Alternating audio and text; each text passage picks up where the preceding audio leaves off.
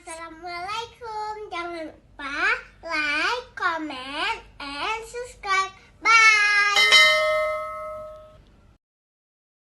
Ini tiga tafsir ini semua melakukan pendekatan tasawuf. Maka ketika mereka menafsirkan Bismillahirrahmanirrahim, kalau kita ingin irfan, mendekatkan lebih dekat dengan Allah, kita ingin ma'rifatullah, maka dekatlah diri kita dengan Allah Subhanahu wa taala dengan mengucapkan Bismillahirrahmanirrahim. Jadi artinya mereka selalu melalui pendekatan tasawuf. Ini tiga ini. Oh, saya ingin melihat bahasanya. Ini apa secara bahasa? Dekatilah tafsir Ibnu Asyur. Dekatilah tafsir Zamakhsyari. Oh, saya ingin melihat nafikih macun. Tafsir Baydawi. Saya ingin Imam Syafi'i, Baydawi. Ada penafsir kita dari Aceh, dari Luxmawain. Siapa namanya? Hasbi As-Siddiqi. Beliau lebih condong kepada fikih. Maka menyokonannya lo bermalim fikih dan bermalim tafsir. Bacalah tafsir beliau. Jadi beliau nanti melihat ayat itu dari segi fikihnya, dari segi fikihnya. Nanti ada orang pandai dalam hal lain, dia lihat dari segi lain lagi. Itulah khasanah ilmu yang ada dalam Al-Quran. Kemudian lo tanya bapak itu, bapak cenderung kemana? Lo cenderung ke hadis. Baca tafsir At-Tabari. Oh, nanti lo cenderung ke tasawuf. Baca tafsir Qusairi. Lebih bagus bapak baca semua kecenderungan ada sama bapak. Ya, baru KGI ya, Pak. Ya, jadi artinya tafsir banyak itu bukan berarti Al-Quran ini susah untuk dipahami. Sehingga sampai banyak tafsir itu yang Al-Quran agak susah, tidak. Untuk membantu kita bisa memahami Al-Quran ini. Kaum muslimin sedang jemaah yang dirahmati Allah Subhanahu wa taala. Jadi ini dalam tafsir At-Tabari, beliau mengatakan jami'ul a'mal. Semua urusan, semua perbuatan mulailah dengan Bismillahirrahmanirrahim. Kita ingin menulis Bismillah, ingin tidur Bismillah, bangun tidur Bismillah. Jadi makanya Bismillahirrahmanirrahim. Baru kita baca doa ya. Segala sesuatu. Ini kata Imam At-Tabari. Imam At-Tabari adalah salah satu penafsir yang menafsirkan Al-Quran dengan riwayat-riwayat hadis. An ini Bismillah. Dijawab oleh beliau, fi kulli a'mal an-naumu wal qiyam. Mau tidur atau bangun, baca bismillah. Segala aktivitas, baca bismillah. Insyaallah berkah. Ya, insyaallah berkah. Di dalam tafsir As-Sa'di, apa kata beliau? Ini kalimat bismillah ya'ummu ala kulli asma Allah. Ini mencakup semua asma Allah. Sudah mencakup semuanya. Mencakup Ar-Rahman, Ar-Rahim, Al-Qabid, Al-Basit, Ar-Razzaq, Al-Qawiyyu, Al-Azizu, Al-Hakam, Al-Adl, Al-Muhaimin, semua mencakup. Jadi makanya Allah mengatakan di dalam Al-Quran, walillahil asma'ul husna fad'uhu biha. Saya punya banyak nama, kata Allah. Kalau kamu bermasalah, panggil nama saya, kata Allah Subhanahu wa ta'ala. Apa masalahmu? Cuma kita sekarang ketika bermasalah yang kita panggil tetangga kita. Ketika kita bermasalah, yang kita panggil siapa? Pak Kepala Dinas, Pak Kepala Dinas, Pak Gubernur, Pak Wali Kota, Bupati, itu dulu yang apa itu dia. Kita tidak pernah minta tolong kepada Allah. Bahkan Allah sudah menawarkan diri. Nama saya banyak sekali, kata Allah. Panggil saya, kata Allah. Walillahil asmaul husna fad'uhu biha. Panggillah nama saya. Makanya ketika kita digoda oleh setan ketika salat, ada seorang sahabat melapor ke Rasulullah. Ya Rasulullah, salat saya tidak khusyuk ya Rasulullah. Apa doa yang diajarkan Rasulullah? Doa yang diajarkan Rasulullah juga bismillah tadi, Pak. Ya, jadi dengan Bismillahirrahmanirrahim. Jadi bacalah ini Bismillahirrahmanirrahim. A'udzu bikalimatillahi tammati minasyaitonir rajim. Ludahlah ke kiri 3 kali, kata Rasulullah sallallahu alaihi wasallam. Jadi kalau kita bangun salat tahajud, 2 rakaat pertama hana khusyuk, Pak. 2 rakaat kedua itu baca saja doa itu. Ya, Bismillahirrahmanirrahim. A'udzu bikalimatillahi tammati minasyaitonir rajim. Bismillahirrahmanirrahim. Kita ludah 3 kali. Ya. Insyaallah khusyuk. Insyaallah khusyuk. Kecuali diri kita sendiri yang membuat kita tidak khusyuk. Karena kata Imam Al-Ghazali di dalam kitab beliau Ihya Ulumuddin, musuh manusia itu 4. Yang paling tinggi itu adalah an-nafsu. Rupanya musuh itu nafsu dia sendiri. Dia berbuat kebaikan, dia salat tahajud. Cuma musuh untuk tidak salat tahajud, tidak berbuat kebaikan, diri dia sendiri. Jangan salahkan syaitan, ya. Diri dia sendiri. Kemudian yang kedua baru syaitan. Syaitan andil yang kedua. Tetapi Allah dalam ayat lain mengatakan, inna kaidas syaitani kana dha'ifa. Sebenarnya pengaruh syaitan itu sedikit sekali, kata Allah. Pengaruh dia apa? Ini cuma bisi-bisi saja. Yang dia bisi itu apa sebenarnya? Maka hati-hati juga. Kita punya dua gen. Dalam tubuh manusia ada dua gen. Ada gen positif, ada gen negatif. Gen negatif ini dia menunggu untuk dipanggil. Gen positif menunggu untuk dipanggil. Ya. Makanya ketika manusia membiasakan diri untuk salat malam, biasakan diri untuk witir, baca Quran, maka gen positif itu akan tumbuh terus. Kenapa? Karena kita sendiri yang siram. Gen negatif adalah kejahatan. Kejahatan inilah yang dipancing oleh setan untuk tumbuh. Mencurilah kamu, buat maksiatlah kamu. Direspon oleh gen negatif, berhasil setan itu. Makanya kenapa seorang dia korupsi, dia ambil punya orang lain dan lain sebagainya, karena gen negatif dia berhasil dikuasai oleh setan. Bagaimana caranya untuk menutupi kembali? Rasulullah mengatakan, wa atbi'is sayyi'atal hasanata tamhuha. Hendaklah kejahatan yang sudah bangkit dalam tubuhmu itu tutuplah dengan kebaikan.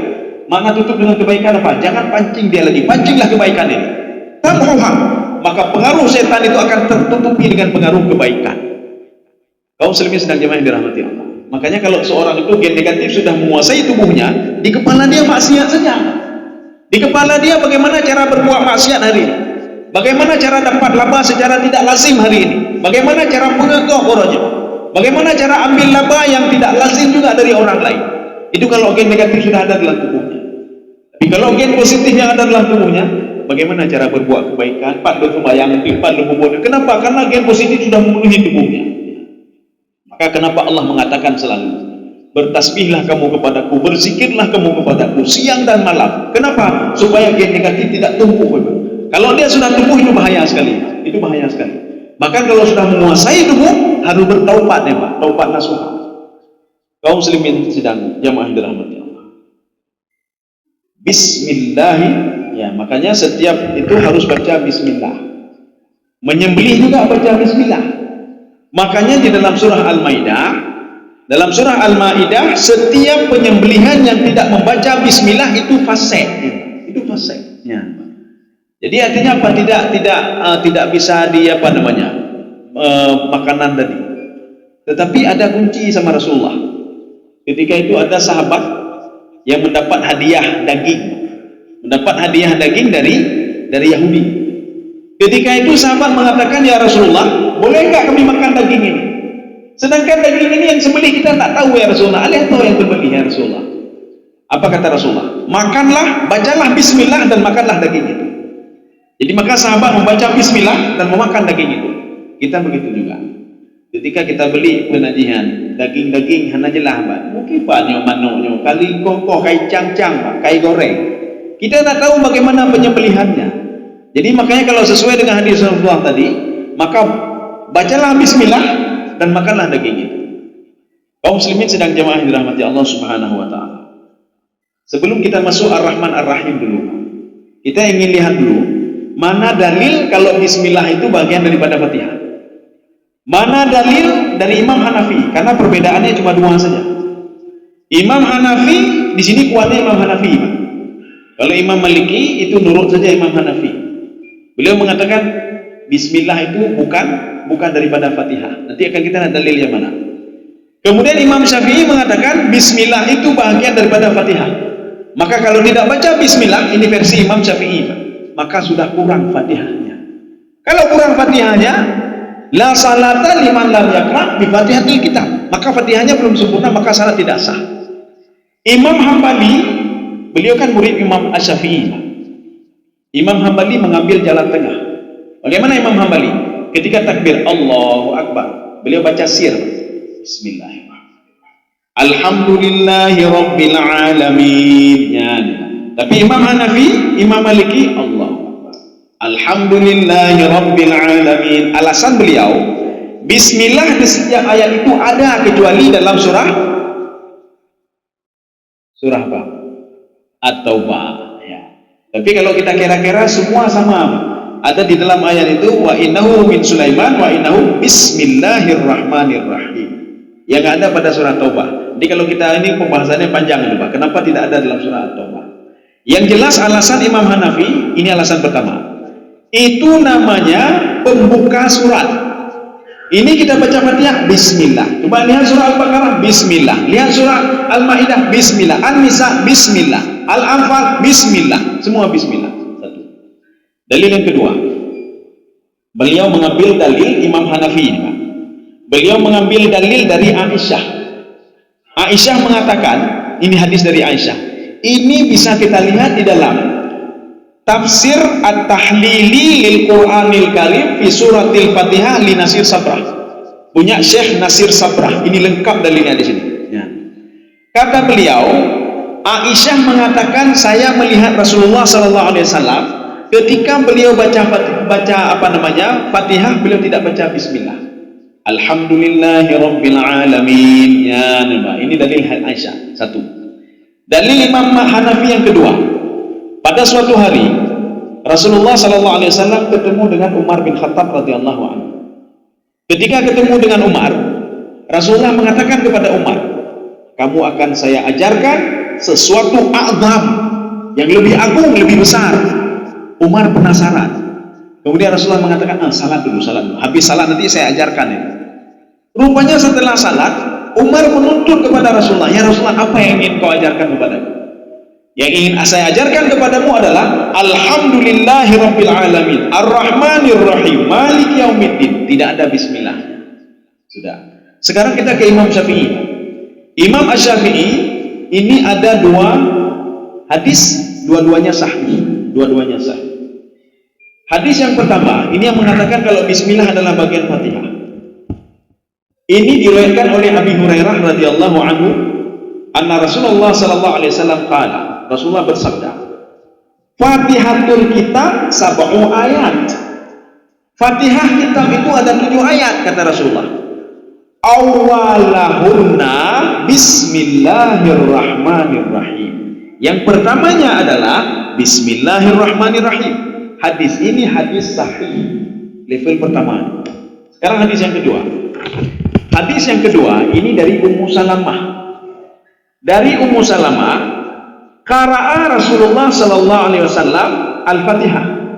Rasulullah membaca Fatihah, wa ada itu apa? Menganggap dan memasukkan Bismillahirrahmanirrahim, Alhamdulillahirabbil alamin. Ya.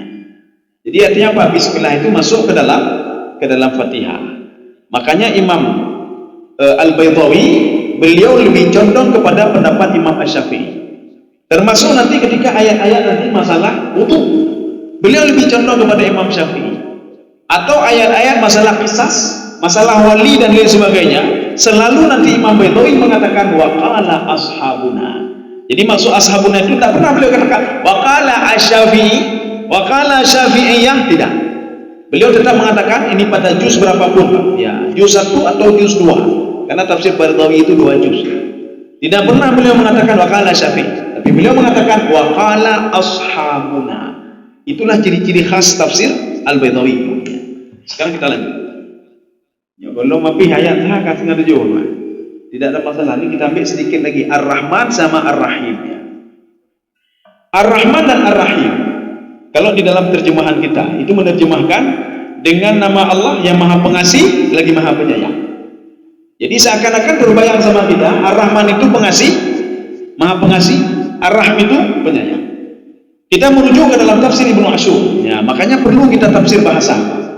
Tafsir bahasa itu Imam Ibnu Asyur, atau kita menggunakan tafsir kalau di sini tidak ada kalau saya sini. Tafsir Ibnu Asyur atau tafsir Zamakhsyari atau tafsir Ibnu Abbas. Ibnu Abbas itu di tengah-tengah. Kadang-kadang ada bahasanya, kadang-kadang ini Ibnu Abbas, maka unik Ibnu Abbas, tapi tidak semua ayat. Beliau mengatakan Ar-Rahman Ar-Rahim itu sama. Kenapa? Kalimatnya berasal dari Rahimah. Ar-Rahman Rahimah, cuma ditambah nun. Ar-Rahim Rahimah, yang ditambah ya. Rahimah, dua-dua Rahimah.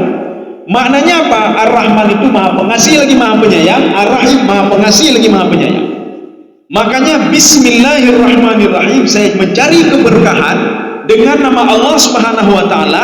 Allah itu yang Maha Pengasih lagi Maha Penyayang, dan Maha Pengasih lagi Maha Penyayang. Bedanya apa? Ketika masalah beda kita merujuk ke dalam tafsir Ibnu Abbas. Apa kata Ibnu Abbas? Ar-Rahmanu mustamilatun ala kulli makhluqatillah. Ar-Rahmannya Allah itu mencakup semua makhluk Allah. Maka semua diberikan oleh Allah. Mau salat, tidak salat, mau puasa, tidak puasa, mau buat maksiat, nikmat tetap diberikan oleh Allah. Ya, nikmat tetap diberikan oleh Allah. Mana buktinya? Kita buktikan sekarang. Nabi Ibrahim alaihissalam ketika sampai ke sebuah lembah yang sekarang sudah Mekah, sudah ada Ka'bah di situ. Nabi Ibrahim berdoa kepada Allah, "Inni askantu min dzurriyyati biwadin ghairi dzi zar'in 'inda baitikal muharram." Ya Allah, saya meletakkan anak saya, istri saya, Hajar, ini di sebuah lembah, tidak ada apa-apa. Hana tepu-tepu, hana makanan, hana tepu, hana. Tapi lo tawakal Pak Tuhan ya Allah. Saya tawakal kepada Engkau. Ya, inilah fungsi tawakal ya Pak. Saya tawakal kepada Engkau. Sehingga Nabi Ibrahim berdoa, Allahumma rzuq ahlahu. Ya Allah, berikanlah nikmat nanti kepada anakku, kepada istriku, dan orang-orang yang tinggal di sekeliling Ka'bah. Tapi dengan syarat, kata Nabi Ibrahim, man amana minhu, orang yang beriman saja kepadamu. Ya. Yang kedua, orang yang beriman kepada hari akhirat. Selain dua orang ini, betul nikmat ya Allah. Dijawab oleh Allah, doamu tidak saya kabulkan. Qala la, kata Allah, tidak, kata Allah. Ya. Qala wa man kafar, tidak, rezekiku itu tidak hanya kepada orang yang yakin kepadaku dan yakin kepada hari akhirat. Wa man kafar, orang kafir juga. Nanti lihat surah Al-Baqarah. Orang kafir saya berikan nikmat juga. Kenapa saya berikan nikmat? Dia adalah makhlukku, kata Allah. Dia kan yang menciptakannya, kan saya, kata Allah. Jadi kita sebagai orang tua begitu juga. Na'udzubillah, sebejat-bejat anak kita, na'udzubillah min dzalik. Ada anak yang saleh, ada satu anak durhaka. Sedurhaka anak ini, kalau dia bermasalah, celaka atau apa saja, katanya uruci hana mungkin hana dulu. Walaupun anak lagi nyata, hana mungkin hana dulu. Idel pun dia nyukur lepeng nyukur dan tajo apa? Nyukur lepeng ke kuliah. Walaupun anak ya tahu kena tajo dah kirim. Maka Allah begitu juga. Dia minta nikmat diberikan oleh Allah. Tetapi kata Allah, Pak umat ya'uhu qalilan. Saya berikan kenikmatan karena dia itu tidak mau yakin kepadaku, nak mau beribadah. Saya berikan kenikmatan hanya sebatas dunia saja. Berapa tahun umurnya? Ya segitu tahun saja dia menikmatinya. Tsumma ataru, kemudian dia akan saya bawa, saya bakar di neraka, kata Allah. Kenapa dia nak tahu diri dia, kata Allah. Ya. Tapi nikmat rezeki tetap saya berikan. Jadi makanya begini, manusia itu kan ada dua model. Model yang pertama adalah kelompok yang tidak mau diatur.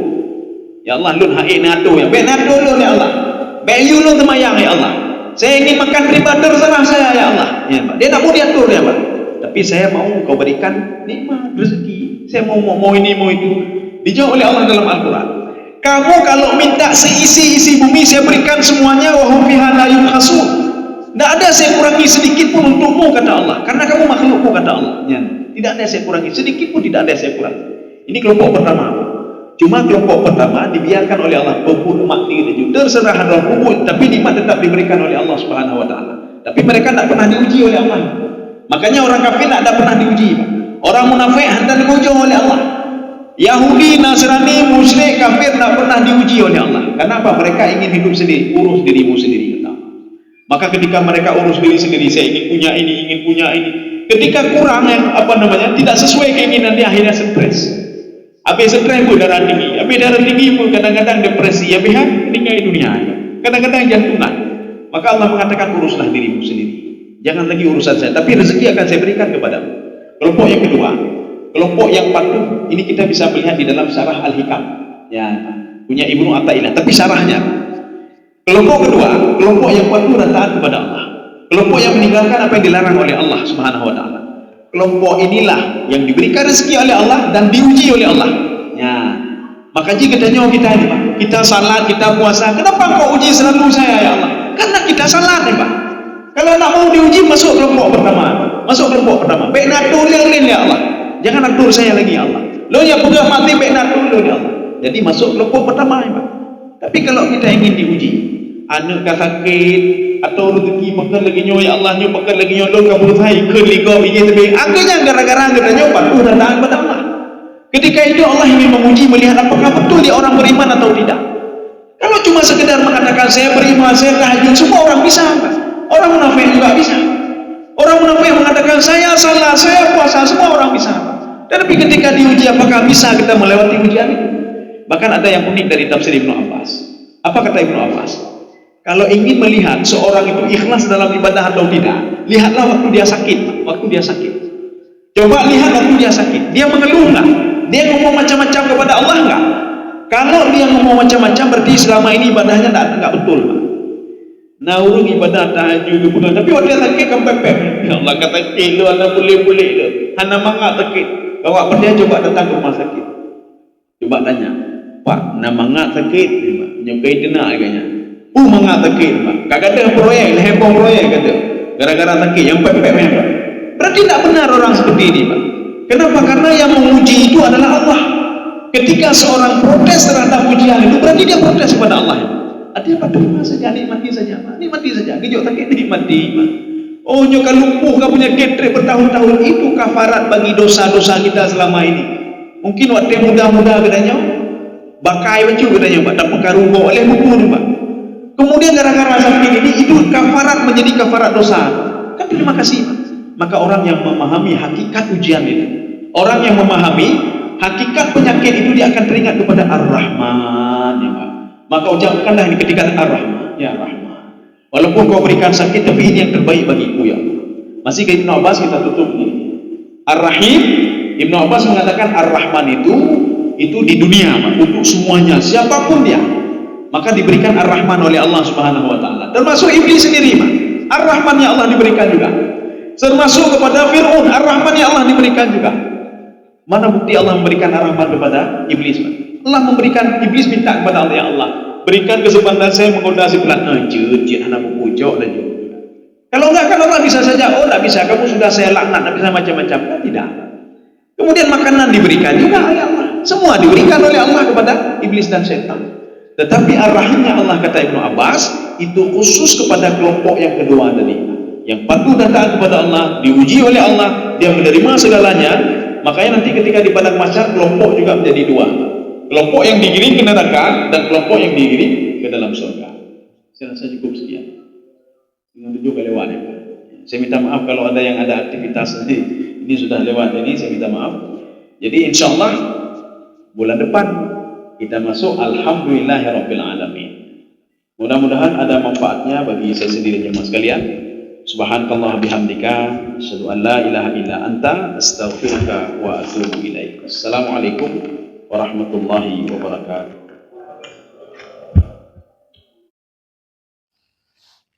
Terima kasih.